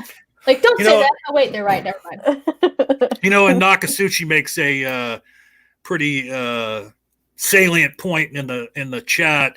It wasn't just God that was involved. God had the angel Gabriel transport his seed to Mary and implant it. So that's true. It was really weird. Yeah. At some point, Rudy, we're gonna have to go onto your channel and we're gonna have to talk about the Jesus story in Islam and the Jesus story in Christianity, because they're very different. Yes, I very much look forward to that. But yeah, so between those two things, all kind of happening to me, slowly changing my mind, making me take my religious upbringing a little less seriously. Nathan watched The Atheist Experience, and usually he didn't watch it around me because, like I said, he wasn't trying to deconvert me, but like he was picking me up from work or something like that, and he had it on, he was turning it off, and I'm like, no, you can leave your stuff on, it's fine. You know, like I told him, you can play that around me, I'm not going to be offended, it's fine. And whatever episode of The Atheist Experience it was, actually, I do remember exactly what the conversation that they were having was with this one lady that called in, but it was like, basically, Matt Dillahunty was talking about how the teaching that pretty much all religions have about life after death does a disservice to the believer in that they cannot fully process their grief if they are convinced that they are actually going to see their loved one again. Like, that's not fully like coming to terms with you're not going to see them again. If somebody just tells you, oh, you don't have to process that grief because you will see them again. Yeah. It's like, then they're just stuck in that feeling of like, I have to see them again. I have to see them again. I have to see them again. And so that's something that I had personally experienced with my grandfather. It struck me immediately like, that is true. Religion does a disservice to people by doing that. And in that moment, it was just like, fuck, I'm an atheist, I guess. Cause religion, you know what? is a bad thing. You're right. I already kind of didn't believe it anymore, but it took like somebody saying religion isn't just probably doesn't make sense or that it's wrong, but it like legitimately does harm. That was what I was like, yeah. See, I had a very different way of processing, because my mother passed away in 2013. So I had a very, very different way of processing all of that, because I didn't know if I wanted to see her again, because I always felt like I was never enough. So actually the idea of me going to hell and never seeing any of my family members again was actually a source of comfort in like a weird way. Oh God. Isn't that sad? Terrible. That's terrible. Isn't that really sad? I just remember it kind of being like a light switch though. Like it was literally just like, yep, I don't believe this. And I don't think I've believed it for a while. But I just could not verbalize that. There. Yeah. But have you fully grieved for your grandfather now? Because sometimes it can take a lot longer to grieve something and process something. I think that I have. I think about, there are little things that have kind of come up every now and then. Like you just named yourself after him, so yeah. There was I think In My Life by the Beatles was one of the songs that played at his funeral. And I convinced Nathan is a singer, songwriter, guitarist, so he performs at bars and stuff when they're actually open pretty frequently. And I convinced him to put In My Life in his set, and for a while, every time he played it, I cried. And it sort of like took me a while to think of that song. Like, I loved that song because I associated it with my grandfather, but it also made me sad. And it took me a while to get to the point where that song doesn't make me cry every time I hear it. Yeah. Because now it's like, okay, I've come to peace with that. It's not just I hear it and it's like my grandfather's funeral, all those feelings again. It's like, this song reminds me of my grandfather, and that's a good thing because I loved him. It's so the last thing I would want for you is to pull a me and start crying on stream. So I hope you're okay. No, I really am. But I understand the mixed feelings you're talking about, because my father died 38 years ago, and I have pictures of him on the wall, and sometimes I look at him and there's these mixed feelings of happiness and feeling the grieving again, even 38 years later. Yeah. Sometimes I think about the fact that if my grandfather were here now, what would he think of me? Like, if my grandfather was still alive, he'd be shunning me too. And that's a hard thought to have, but it's also like, but he's not here. He's not here to shun me, so I only need to think about the good times that I had with him. I don't have to think about if we're here and shunning me, because he's not. I do constantly think about that between me and my mother, because I think I've told you I didn't have a very close relationship with my Mhm. mother, but she really did pass down a very, heavy burden on me. And I don't know what she would think of me now. And it's something that plagues me from time to time. But she's gone. She's, found her peace in a sense. Um, and it's just sad that to her, that was her only way out of the life that she was in. And that's like a really difficult thing. But, grieving, something that I wanted to say is that once you can start talking about or reliving the things that you went through without crying, that's a sign that you're getting over, or you've gotten over that kind of feeling. But Little message for you there, Fay, from Dragnet. yeah, I saw that. I would love to, send me a DM or contact me by email. I would love to. Dragon. I'll make sure sure you get your email. Okay, thank you. I had a few questions I wanted to ask Rudy, if that's okay. Sure. Or if there was something else you had, I can wait.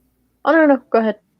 So I wanted to ask you, so when you did, I know that in the Jehovah's Witness, there's really no like dignified resignation process. I mean, that can lead to the shunning of, have you been shunned by all the Jehovah's Witnesses that were once in your life? Yep. I mean, there's a couple that undercover still talk to me because they don't fully believe the religion anymore either.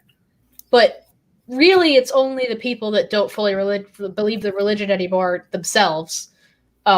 Nobody that's still like a full Jehovah's Witness is still really talking to me. Like, my mom contacts me for important things. Like, the last time my mom and I talked on the phone, she was talking about my dad recovering from being in the hospital. So she keeps me updated on things like that, medical stuff. But other than that, I don't really have any contact with them. Well, and speaking of medical stuff, in some of the research I did, before the stream, among other things, like drugs and drinking and smoking, Jehovah's Witnesses will not accept blood transfusions or chemotherapy. Did that cause you? Not chemotherapy. Not chemo. Oh, well, that was in some material I read, and I'm glad you're setting me straight that that's not true. But did the blood transfusion thing ever cause you or anybody any problems within the Jehovah's Witness faith? I have heard about it from people I know now, but that never affected me personally when I was a Jehovah's Witness. Fortunately, I don't, as far as I know. Because I was a kid. A lot of stuff could have happened when I was a kid that I'm just not really aware of what really went down. But to my conscious recollection, nothing really happened. But I know that I was prepared to die if I needed a blood transfusion. And I preached about that. Like, I remember being in school and people being like, that's fucked up. And I'm like, I don't care. You were an edgy young girl, weren't you? It's weird because everything else about me was like, oh, I'm a little Jesus kid who doesn't swear. Then it was like, I'm also prepared to die for my beliefs. Mm-hmm. So it's basically Islam, really. and the whole thing about the blood transfusion, that came about because of the Jehovah's Witnesses' particular exegesis of a scripture that actually could be construed in a couple of different ways. I mean, it doesn't overtly say in the scripture that getting a blood transfusion is bad. No, they take that from basically the command not to eat blood, but I feel like the Bible also makes it pretty clear through basically just Jewish tradition and through stuff that Jesus did and said himself, that if it was between following every little guideline of the law and saving someone's life, you're going to save someone's life. And I think that the witnesses have pretty much ignored that regarding their ideas about whether or not blood transfusions are acceptable. It's like, okay, you're supposed to avoid blood, abstain from blood. Fine, I will do that to the best of my ability. I'm not going to eat like a raw, bloody carcass ever. But if it's a life-saving medical procedure, and there's a chance that I could die if I don't get it, I think God would be totally chill with me taking some blood in order to not die. Wait, so do Jehovah's Witnesses consider people who've had like blood transfusions to be like vampires? No. But I mean, it's a sin, basically. It's just like they view it as any other thing. They don't necessarily judge you personally for making that call, but it's Of course they do. I mean, but the thing is, it's like it's with blood transfusions in particular, it's one of those things where it's like there's no justifiable reason for that outside of the biblical commandment. Yeah. So, and even Which really not there. Yeah, which really isn't there. Yeah. But so with I guess their specific interpretation of that commandment, there's nothing outside of that would make that immoral. So they don't really like. I've never heard somebody say anything about like, oh, that person got a blood transfusion. What's the world coming to these days? You know, like I've never heard anything like that. I don't think witnesses really think of it that way. I think that realistically, they really don't think it's that bad of a thing. Like if you really pressed somebody on it, they wouldn't really view somebody any less for getting a blood transfusion unless that person was a Jehovah's Witness. So the other thing I want to ask, so and if this is correct, that Jehovah's Witnesses aren't supposed to be involved in politics or the military? Correct. Now, does that mean that Jehovah's Witnesses don't vote? Correct. Although it's technically a conscience matter, which is, you probably shouldn't do it, but if your conscience allows, we won't stop you. But the thing is, that's really not well known among the witnesses. It's most like, I was always taught we don't vote. Like, right. I didn't know that technically I couldn't get disfellowshipped for voting or something like that. Why don't you vote? Because they are no part of the world, just as Jesus is no part of the world. That's their idea on it. Basically, what I was taught growing up was like, hey, none of the politicians in this world are going to solve any problems. Only God's kingdom, Armageddon, pressing the restart button is going to solve all the problems. So there's no point getting invested in all of that crap.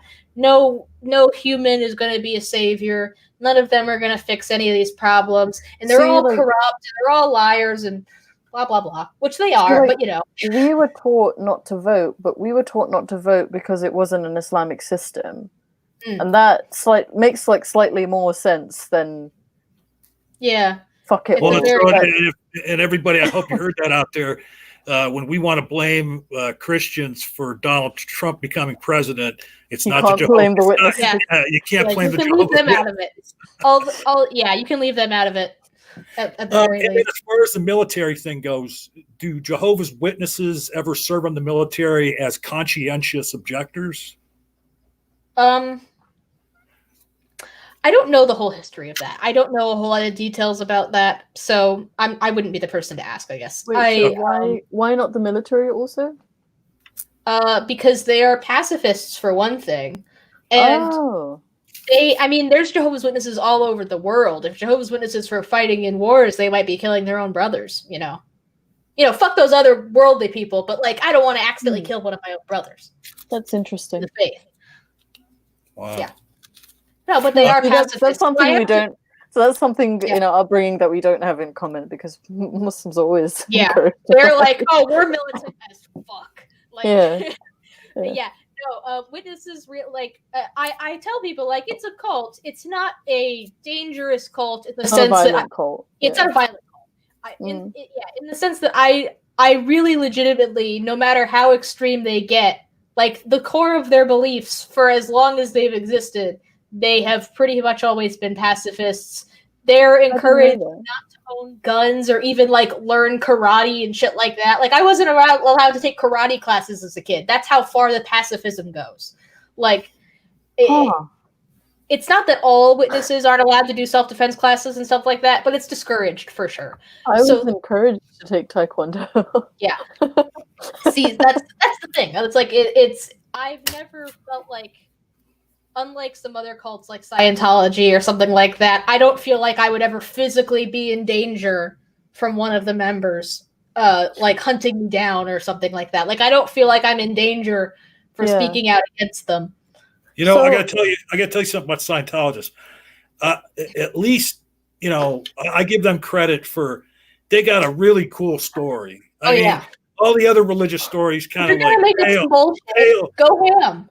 Yeah, right. Like, you know, I mean, hey, they're saying aliens came here and dropped souls into a volcano, and you know they possess you and make you do stupid shit. Like, this is not that.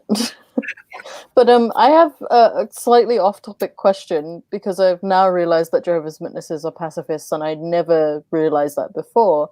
But in your sort of like revelations, like end time Armageddon sort of narrative thing, is there not like a big fight between things? Everybody's going, well, Armageddon is a war for sure, but it's not when the witnesses will be fighting. It's one that will be between the angels and the demons and and all the worldly people. So when Jesus returns, because he's like gonna return, right? He doesn't.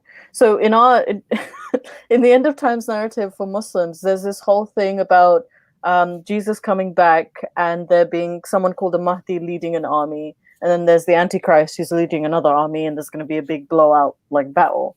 Does that not exist? I mean, kinda, but I'm not an army in the sense of like people. It's like angels versus demons, kind of. But not, yeah. Interesting. Sorry, I had to ask. But the thing is with the witnesses being pacifists is that it makes them feel even more persecuted when anything does happen to them, because it's just like, we don't want to hurt nobody. We're just little Christians. I was a Christian for 35 years, and you would think that all sects of Christianity would be pacifists, at least by my understanding. We know that there were 13 crusades. Right. Yeah. It didn't work out that way. You'd think, but it didn't work out that way, not in practice. But yeah, the witnesses have this real persecution complex like no other. So, like, they have propaganda that they've showed at large Jehovah's Witness conventions and stuff like that of Jehovah's Witnesses hiding and secretly meeting together in basements while the government is looking for them, because that's what they think is going to happen to them during the end times, which they pretty much think is starting right now because of the pandemic. Like, there's a lot of witnesses who are convinced that this is the beginning of the end, but they've had a lot of beginning of the ends.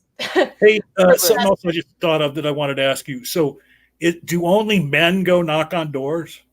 No, everybody does. Men, everybody. And children. And then, so you, I think you mentioned earlier, you went out and knocked on doors? Pretty much since I could walk, yeah.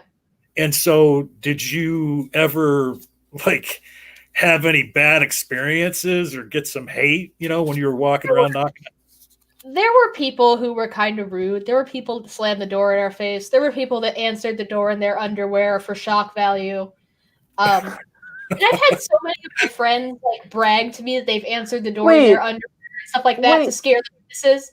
And I'm like, don't do that. They take their kids out, dude. Like, don't be an ass. Just don't answer the door if you don't want to talk to them. Like, I think I told you way back when I was like stuck in my dad's house and I was like depressed. When Jehovah's Witnesses would come and knock in, I used to entertain them because I never used to have anyone around the house.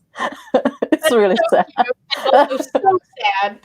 I used to invite them in and be like, "Hey, you want some tea? We got biscuits." And they'd be like, "No, we can't enter houses." I was like, "What? It's cold." I see. Witnesses do enter houses sometimes. They just usually don't get invited in. Like, I very rarely got invited. I always used to invite him in. Like, yeah, come do your Lord's Prayer. It's been so long since I've seen another face. So, if did it ever happen that you knocked on the door and the person allowed you to talk to them, and then they began proselytizing to you their beliefs and trying to convince you? Yeah, but usually we wouldn't stay at that door for very long.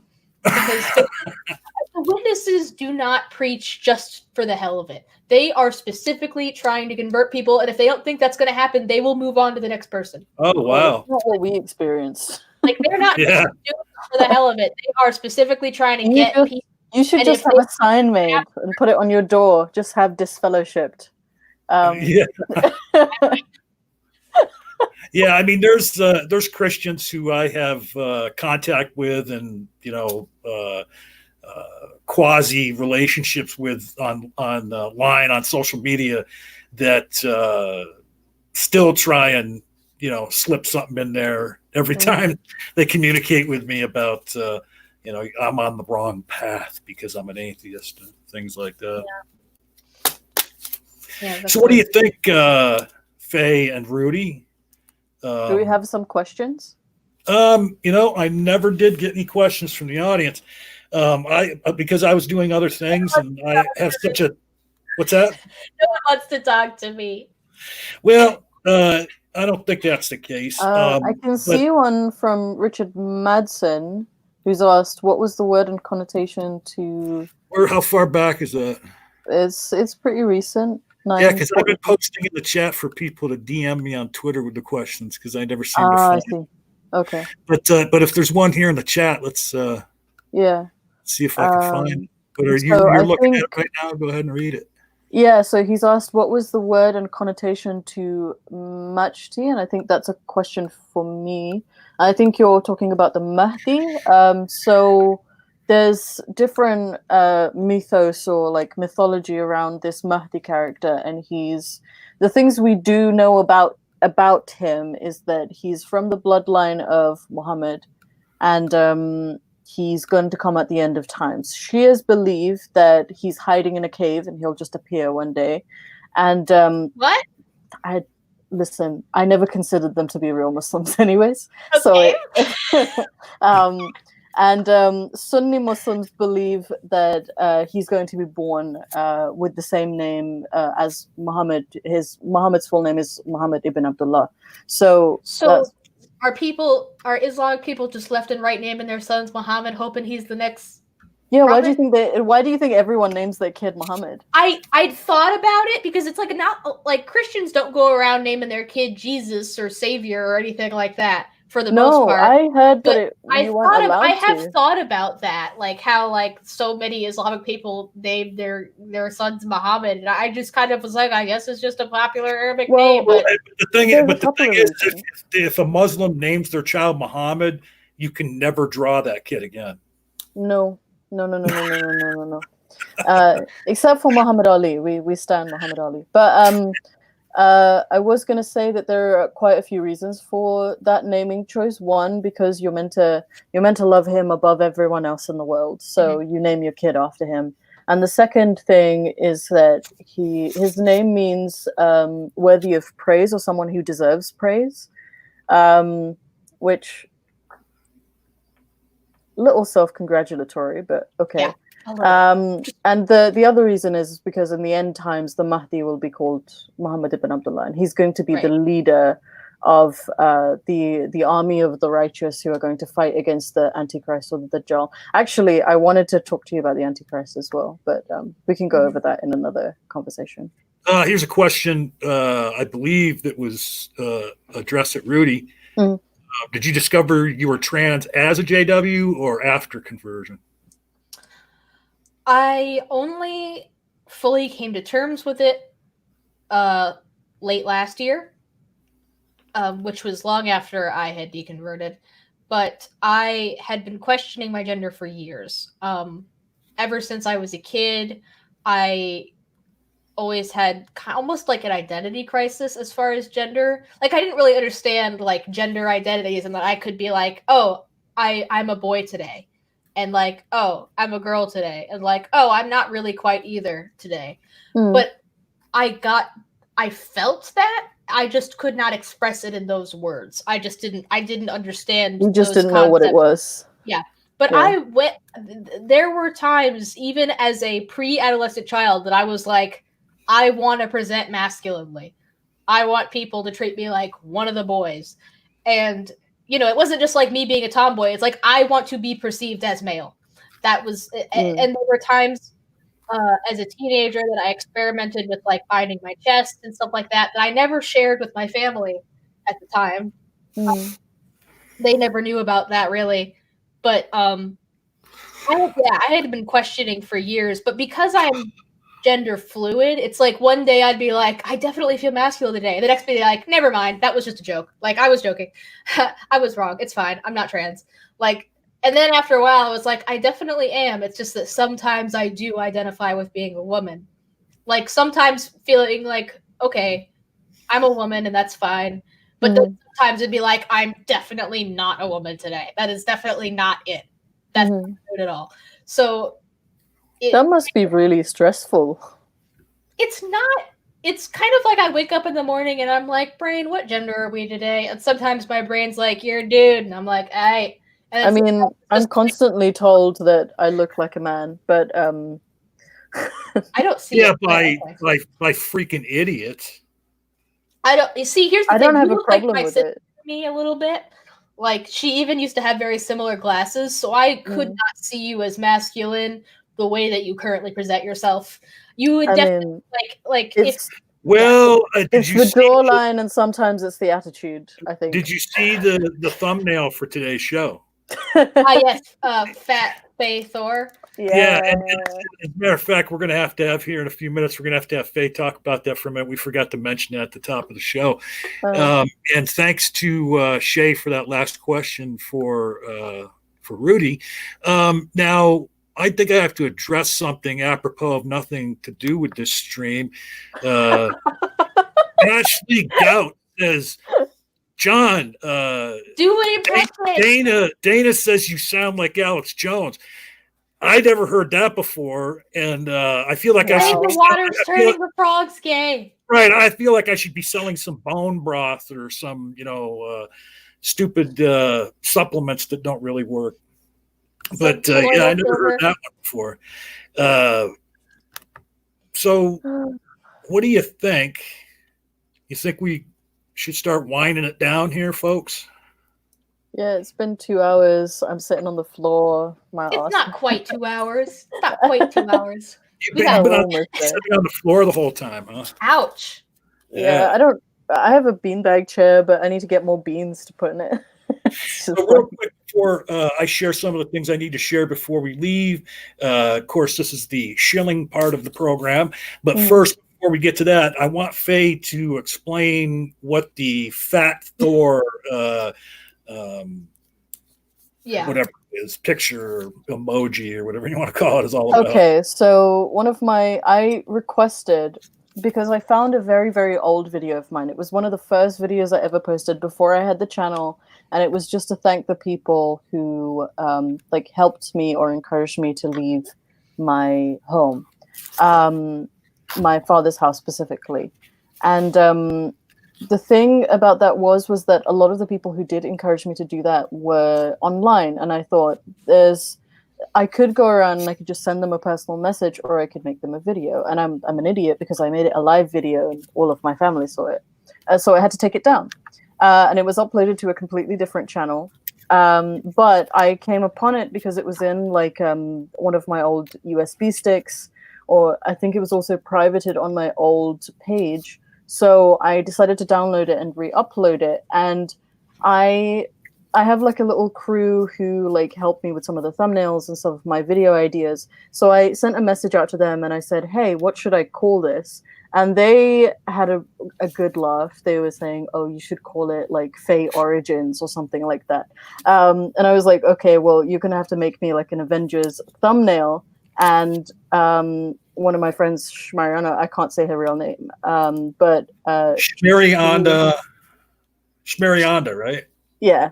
She decided that because Fat Thor is my spirit animal, he's my favorite Avenger, and I think he's the best iteration of himself. Yeah. He's the most relatable thing. Fat Thor is the best Thor, without a doubt. He is the best Thor. Calling it what it is, which had gone through some hard times and was depressed. And I related so much, especially my favorite scene in that whole movie is when he's talking to his mother, and I so desperately want that, Yeah, honestly, going back in time and talking to my mom before I was disfellowshipped, back when I was still a kid and before all this shit had happened, is an actual fantasy that I have all the time. Yeah. So when I saw that, I was like, okay, this is my god, you know, like this is what I'm gonna aim to achieve. So because she knew that, and she knew I worshipped Fat Thor from the Marvel Universe, she decided to put my face on his body, and I thoroughly enjoyed it. John was terrified. He said he's never going to be able to unsee that, and I can't even say that I'm sorry, honestly. Yeah. I mean, I'm gonna use it forever now. So, like, you can send me all the pictures you want. I mean, Fat Thor it is. I want to see more Fay Thor. You're hitting that notification button on my Twitter, so you will see every picture that I post. and more. So,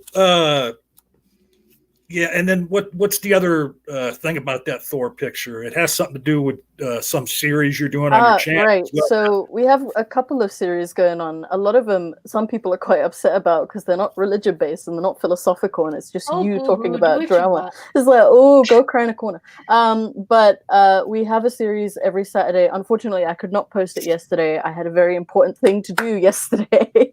But we will be posting the next episode next week on Saturday. It takes me a very long time to edit, and it's called Simp Warfare, where we just take dumb arguments on the internet and we display them, kind of like a Reddit kind of video, but we're taking it off Twitter, so it's got that Twitter energy. I love it. Yeah, it's a really good series, and I think it will keep going. So if you want to see more of that, go and subscribe to my channel. And Rudy, tell us about where people can find you on social media, and if you have a YouTube channel, anything you have coming up on that. Yeah, you can find me at XCultBaby on pretty much any platform that I'm on. Like, if I'm on that platform, my username is probably XCultBaby. Super easy. It's consistent across the board. I do have a YouTube channel, obviously. I just posted a video yesterday, which is the first one that I have posted that was scripted in a while, because that pandemic depression has been hitting me hard. I have been having a difficult time staying focused and motivated, but I'm starting to get to the point now where, like, this is normal life now. Like, this, like quarantine is my new normal now. So I'm starting to get back into things. See, like, I feel like my depression is gonna hit when all of this is over. I can't be depressed. I feel like I'm gonna feel weird when I can, like, go places again. I'm gonna like I got so, and this is gonna sound awful, I got so used to being in isolation by myself. Like, when I first started dating Nathan, I lived with him and his roommates, and I had access to the whole apartment, but I always stayed in his room all day long by myself. Yeah. Like, when he was at work, because that was just like my frame of mind, was just like, you stay in your room by yourself all day. You don't really talk to other people, even if they're in the house. You just don't. And I feel like I'm kind of afraid that, well, actually, I'm not afraid that I'm going to keep doing that after we can actually go out, because I miss my friends, and they will come knocking and banging down my door if I don't go out and see them immediately. So, you know. I know I'm going to be dragged out of the house the moment that klaxon sounds in the distance. I am going to, like, the day, well, not the day of, because I know that I'm probably still going to mostly self-isolate for a while, because, you know, realistically, this pandemic is not going away in like 2 months. That's just not going to happen. No, it's not. No, it's going to come back hardcore in about 2 or 3 months. So right. So I'm like, yeah. No, go ahead.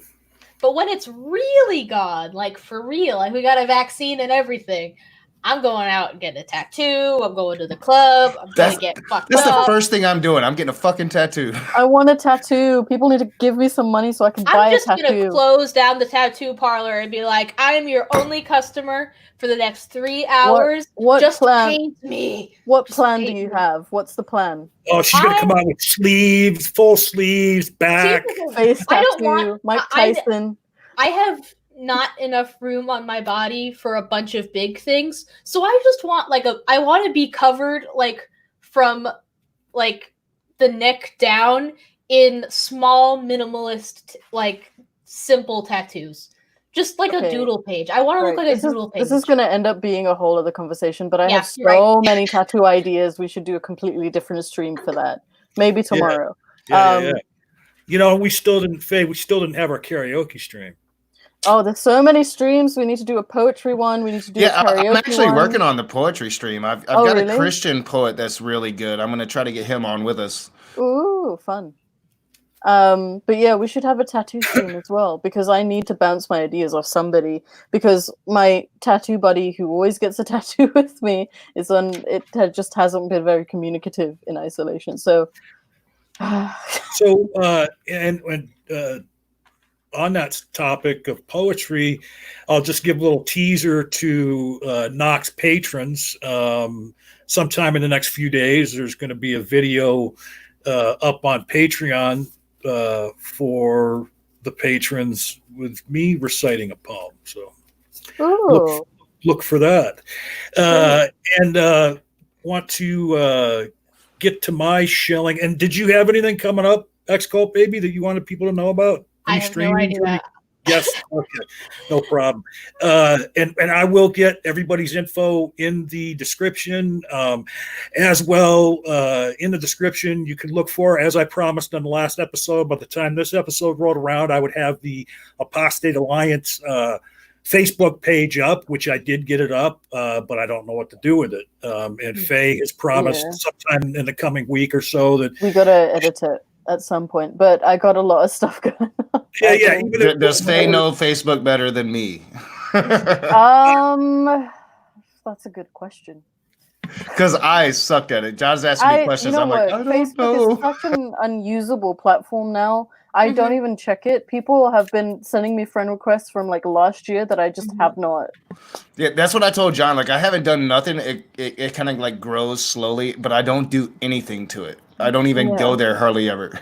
It's weird that it's so difficult to use, because it's the one that everybody's grandma uses, and yet it's also the one that makes the least amount of sense. It's just like the least appealing social media platform. I mean, so is it not worth any value in like getting the word out about the podcast and all that? It's not valueless. I wouldn't say. I think that it's still a good idea to have a Facebook page. Don't get me wrong. I think as long as you keep it active and you're still posting on it, it shouldn't be valueless. But certainly not for my demographic, who are all like Zoomers and they use TikTok now. It's not. Fucking TikTok. I'm doing a TikTok video. I swear to God. I will lose all respect for you. Aliakai in the chat says she knows how to do it. I just want to get it set up properly to where the not on TikTok. Sorry, John. I'm not doing a video on TikTok. I mean, I hate TikTok. I hate it. I cringe at the commercials I get for TikTok. But so if Allie, if Faye doesn't feel as if she would, be able to set it up, that, I would appreciate your help, and then you don't have to, keep up on it, because me, Knock, and I just copy and paste. They have admin privileges on it. But I can give you admin privileges, Allie, and then if you'd help us, just get it rolling, we can take care of it from there. And speaking of Allie, she wanted me to mention that she is launching a new collaboration with Divine Disbelief this Tuesday at 10:30 Eastern Time, and they're starting a book club called the Secular Literary Circle. And the first book that they'll be talking about is Heaven and Hell by Bart Ehrman. I'm gonna get in on the second book. I've been waiting on money and shit, but this is gonna be fun, and anybody is welcome to join in this book club. And I think this is a really good idea. I'm super stoked for it. Well, and I will make sure that the link to that is also in the description. Just a few quick things to cover. We already covered the Fat Thor thumbnail, so we don't have to talk about that. And I talked about the Facebook page. The only thing I have coming up is 2 weeks from today. Me and Faye will be right back here with another guest. Nakasuchi, anything going on the Rage that you want people to know about? I've just been making edited videos. I think Seeing Red will be back on Thursday. We took a Thursday off, but we'll be back on Thursday. And yeah, we do have some pretty big guests lined up, or we're trying to line up some pretty big guests, but I'm going to save it for when it's happening. So very good. And yeah, Patreons, look for that video I talked about here in the next couple days. Another thing I did want to say to everybody out there, we're all isolating, we're all home, bored, not going through our normal routines. And I know from experience that is probably leading to a lot more consumption of alcohol out there in the world. So I implore all of you within the sound of my voice, do not get behind the wheel of a car after you've had some drinks. The best thing to do is, if you decide to have some drinks at home and you pull that bottle out of the cupboard or out of the refrigerator, first go to your back door and throw your car keys as far as you can into the yard. Thank you to everybody. Yeah, what's that? I would never find them. Yeah, find those drunk for sure. Thankfully, I don't need to worry about that. Do not drive. Great advice. Don't drive, y'all. Don't drive. Don't drink and drive. And so I want to thank everybody that showed up here today. Again, everybody do me a favor, because, of course, this is going to post as a video. Please share this on social media. Me and Knock were a little surprised we didn't have a bigger room today. I thought with all the exposure, our advertising. Dude, I thought it was going to be big today. I don't know. I think people are not social distancing anymore. Yeah, they're all out on a beautiful day in Michigan and elsewhere. And then, again, 2 weeks from today, we'll be back here again. Thank you so much, Rudy. Thank you, Fay. Thank you, Nakasuchi, for being our producer. And just remember, this is the Apostate Alliance, where you can be free to not believe.